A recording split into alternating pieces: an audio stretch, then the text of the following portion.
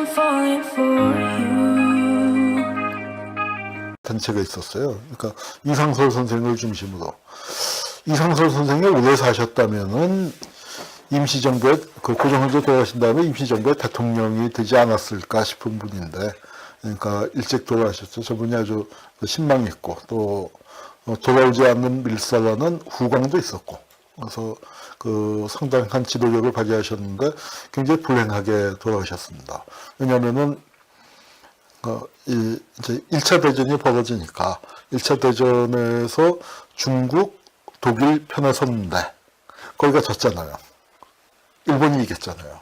그러니까 그런 상황 속에서, 그리고 또 러시아 황제의 도움을 받아서 그러니까 제정 대한제국을 부활시키려는 그런 구상, 뭐 이게 설국 입헌군주제가 되더라도 그 황제권은 약해지겠지만 어쨌거나 황제가 있는 체제를 구성했는데 러시아에서 혁명이 나버리니까 기댈 데도 없어지고 이제 그런 상황 속에서 돌아가셨는데, 이 신한혁명당도 그렇고 이상설 선생도 그렇고 이회영 선생도 그렇고, 그 밑에가 이회영 선생이죠.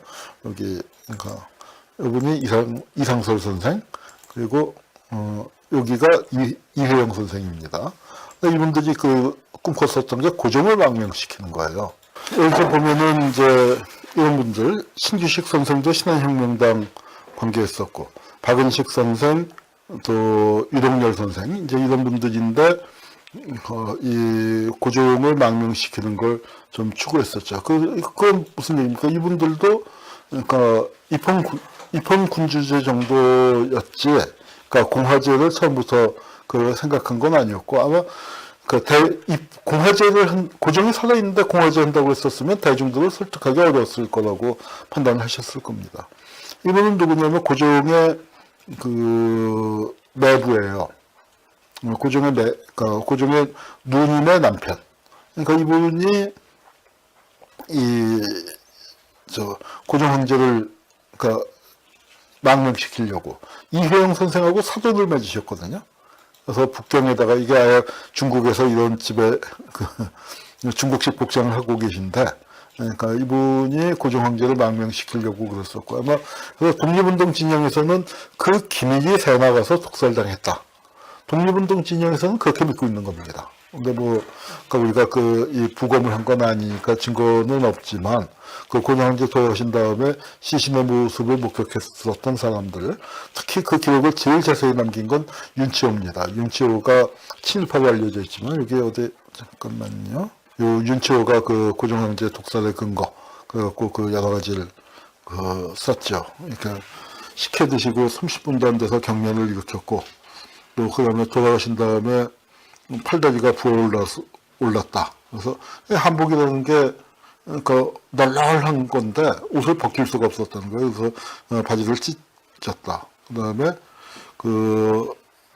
이제 약솜으로 이제 돌아가신 다음에 입안을 닦아드리는데 이가 다 빠지더라. 혀는 다 없어졌다. 이제 또 검은 줄이 목에서부터 복부까지 길게 났다. 이게 독이 흘러간 자기라고 믿었었던 것 같아요. 그리고 고종 황제 돌아가신 직후에 모시던 가까운 궁녀 2명이 의문사를 했는데, 이 사람들이 아마 식혜에다가 독을 넣은 게 아닌가. 이제 이런 얘기들이 그 당시에 파다하게 돌아서 일본의 매일신문에서 독살설 근거 없다라고 이제 또 크게 신문에다가 낼 지경이 됐었습니다. 그래서 근데 이제 우리와는 달리 중국은 이 신화혁명을 통해서 공화제로 갔죠. 그렇지만 또 역사라는 게 이제 왔다 갔다 하니까 공화제에서 첫 번째 총통이었던 원세기, 우리나라에도 와서 못된 짓 많이 했죠. 그 원세기가 다시 황제가 되는 그런 일이 일어났고, 또 프랑스에서도 그렇죠. 왕의 목을 댕공댕공 쳤었는데, 지난 시간에 왕의 목을 치지 못했다 그랬는데, 왕의 목을 쳤어도 나폴레옹이 또 황제가 됐죠. 나폴레옹만 황제가 된 게 아니라 그 조카까지 또 나폴레옹 3세까지 황제가 됐고, 바로 이 사이, 나폴레옹이 황제가 됐다가 그걸 끌어내리고 다시 공화제를 하다가 그게 다시 엎어지는 그런 사이에 그러니까 레미제라블 같은 걸작이 나온 거죠. 걸작이 나온 거고, 예. 그렇습니다. 우리는 공화제의 단초가 이제 고종 황제가 살아계실 때 대동 단결 선언이라고 유명한 선언이죠. 무호 독립 선언이라고도 그 부르는 건데 여기 그 이 대동 아닙니다. 무호 독립 선언하고 다른 건데 그 이 대동 단결 선언에서 이런 얘기가 나옵니다. 순종 황제가 주권을 포기했기 때문에 그는 우리 국민 동지들에 대한 묵시적 선양이기 때문에 주권은 국민에게 있다. 그래서 주권 재민이라는 개념이 처음 등장하는. 그러니까 황제가 주권을 포기한 것이다. 그래서 그럼 누구에게 있느냐? 우리 민중 전체에게 있다. 이제 하는 식의 해서 그 한 분이 이제 신성, 신규식 선생이고 대종교인들이 이름을 다 한 글자로 바꿨어요. 조용훈 선생이 조소왕 선생, 박은식, 박용만, 조욱이 그 조성환 선생, 이제 이런 분들, 그 대종교 분들, 신채호 선생도 계시고요. 이런 분들이 이제 그 주권 재민의 뜻을 밝혔습니다. 그래서 3.1운동 직후에 우리가 입헌군주제로 건너뛴 게, 고종 황제의 죽음하고 밀접한 관련이 있는 거죠. 왕정을 복구를 추진하든 입헌군주제를 하든 간에 어쨌거나 왕이 있어야 할 거 아니에요. 복복으로 가든 입헌군주제로 가든. 그런데 순종은 분위기가 이랬어요. 그러니까 이게 많이 띵해 보이죠.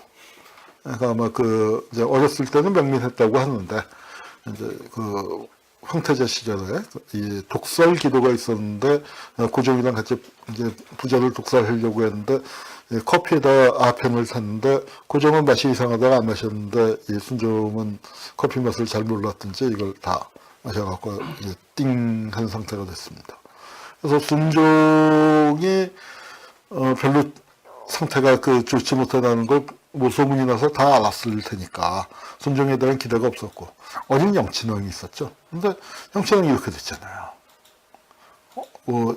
어린 나이에 일본에 끌려와서 이토 히로부미에 의해서 이렇게 양육됐으니까 과연 영친왕이 우리의 진짜 임금이 될 수 있어? 맞아? 이제 하는 그런 의문들. 그리고 일본의 황족하고 결혼을 해서 여기서 이제 태어난 사람은 일본인과의 사이에서 이제 혼혈로 이곳이 이제 그렇게 됐으니까 여기 이게 일반민들도 영친왕이 있긴 하지만 이거 이렇게 아닌 것 같아 하는 그런 의식이 들 때죠. 그래서 영친왕마저 그렇게 됐으니까 순종 영친왕 다 민중들 입장에서 볼 때는 아닌 거예요. 고종 황제 돌아가시니까. 그러니까 아마 그 당시에 상하이에 모였었던, 임시정부에 모였었던 분들도 순종이나 영친왕은 결코 대상이 될 수 없다. 그리고 그런 민중들한테서도 이미 포기받은 상태다. 그래서 바로 공화제로 나갔다고 봅니다. 그래서 고종 황제 살아계신 동안에는 공화제 얘기가 거의 없었지만 그래도 고종 황제 돌아가시자마자 기다렸다는 듯이 우리가 이제 공화제를 가게 되는 거죠. 의친왕이 있었습니다. 그러니까 고종 황제의 소생이 여러 분 계셨었지만 아들로 성장을 한 건 세 분이에요. 그러니까 순종이 있었고, 둘째가 의친왕, 그리고 셋째가 영친왕인데, 영친왕이 이제 황태자가 됐었죠. 그래서 의친왕이 미국 유학도 갔다 오고 굉장히 상당히 멋쟁이였고 한데, 이분은 의식이 있었어요. 그러니까 그 당시에 보면은, 친어머니는 아니지만, 명성황후도 일본인에게 살해됐고, 그 다음에 아버지인 고종도 일본인한테 살해됐다고 의친왕도 믿고 있었으니까.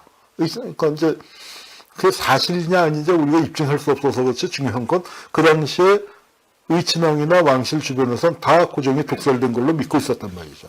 그래서 이분이 뭘 했냐면은 이 왼쪽이 김가진 선생입니다. 제가 김가진 선생에 대해서는 나중에 한번 따로 좀 인물편에서 따로 할 텐데요. 제가 요새 내일신문에 지금 오늘 나왔겠네요. 오늘 나왔을 텐데, 오늘 나온 건 못 봤는데, 7번째 연재를 했습니다. 8번을 계획을 해서 이제 한 번 남았는데, 이분이 굉장히 중요한 분이고, 우리 3.1운동 직후에 최대의 비밀결사인 조선민족 대동단의 총재이고, 74살 그 나이에 중국으로 망명을 해서 독립운동을 이끌었었던 분인데, 서훈이 안 됐어요. 그러니까 그 강제 병화 때 자기를 받았거든요. 자기를 받은 건 친일파 큰 거 아니냐 했는데 저는 이분이 훨씬 더 자기 정도가 아닌 훨씬 더 큰 우리 독립운동에 당시 돌아가셨을 때 보면은 동아일보에서도 며칠에 걸쳐서 이분 돌아가신 얘기를 쓰면서 독립운동이 그 수령 중에서 최고령, 독립운동의 수령이라고 이제 표현을 하고 있고 임시정부에서도 그랬었는데 그래서 안 됐는데 이분이 뭘 했냐면은 의친왕의 망명을 시도했습니다. 당신도 이런 데서 나이에 망명을 하면서 같이 갔으면 좋았을 텐데 감시가 심하니까 같이 못 나가고 먼저 빠져나가고 다른 팀을 통해서 의친왕의 망명을 시도해서 의친왕이 국내를 빠져나가서 저 안동 있죠. 지금은 단동이라고 부르는 그러니까 신의주 바로 건너편 압록강철교를 건넜어요. 그래서 이제 중국까지 들어갔는데 안타깝게도 거기에 이제 배치되어 있었던 일본 경찰이 의친왕을 알아보고 다시 국내로 모셔온 거죠. 그래서 망명이 이제 실패했습니다. 의친왕이 망명했었으면 그 상당히 센세이셔널한 사건이 됐을 텐데. 근데 의친왕의 신분이 있다, 그렇다 보니까, 이게 복벽운동이 아니냐 하는 식의 이 의심을 받았어요. 그래서 이제 의친왕을 데려다가 어떤, 이렇게, 이 대한제국의 부활을 꿈꾸는 거 아니냐 그랬었는데, 의친왕이 본인이 가슴에 품고 있었던, 친서가 있죠. 나는 조선의 평민이 될지언정 일본의 황족이 되기를 원치 않는다. 그래서 임시정부를 향해서 하고 나 임시정부의 평민으로 가는 거야. 이제 이렇게 얘기했었지만 안타깝게도 가지를 못했습니다. 그래서 이제 우리나라 그러니까 황실에 대한 어떤 기대, 의친왕이 그랬었는데 의친왕이 이제 갇혀서 못 갔고 대신 그 다음에 의친왕의 뒤를 이어서는 누가 좀 기대를 받았었느냐 일반 대중들 속에서는 바로 이우공이라는 분이 계세요. 이분이 여기 이제 상당한 미남자죠. 당시로서는 이제 미남자인데 이분이 안타깝게도 이분이 이제 결혼을 할 때 이 결혼식 그 사진인데 여기가 누구냐면 박영효의 증손녀예요. 근데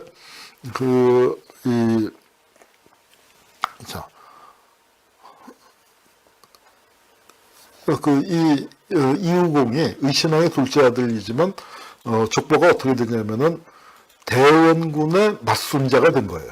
양자로 가서 고종이 대원군의 둘째 아들 아니에요. 그러니까 고종의 큰 아들, 대원군의 큰 아들의 이제 큰 아들의 아들, 그러니까 대원군의 큰 손자의 양자로 들어갔습니다. 그래갖고 이제 이분이 아니지. 그 대원군의 큰 손자가 된 거죠. 대원군의 큰 아들, 고종의 형의 양자가 돼갖고, 아니지. 고종의, 그러니까 이우공이 고종의 손자니까 대원군의 증손자가 되죠. 대원군의, 그 손자인 이준용의 아들이 되는 거예요. 그래서 이제 거기에 가서 운현궁이 계승자입니다.